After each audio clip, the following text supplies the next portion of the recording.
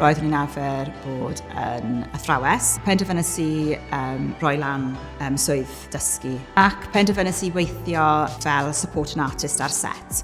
Ac wrth weithio ar set, un o'r diwrnodau ar casualty, roeddwn ni gyda grŵp o blant.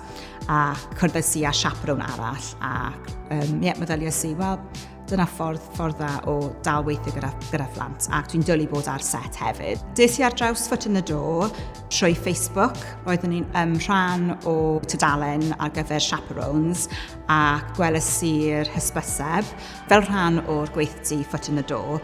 Cwrddais i â Katie Farmer.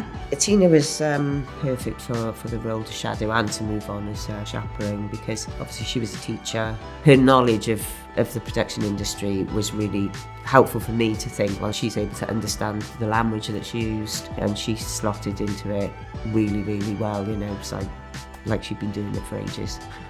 Prif manteision o fod yn rhan o'r prosiect Foot in the Door. Bendant cwrdd â phobl sy'n gweithio o fewn yr un diwydiant.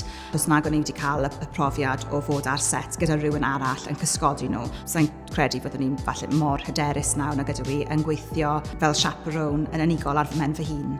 Foot in the Door scheme is really valuable. It's a difficult industry to get into, regardless of what role you're in. And I think it's something that people think, well, I haven't got a degree, I haven't done this, I haven't done that. But I think there's a lot of people out there with transferable skills that would be really useful.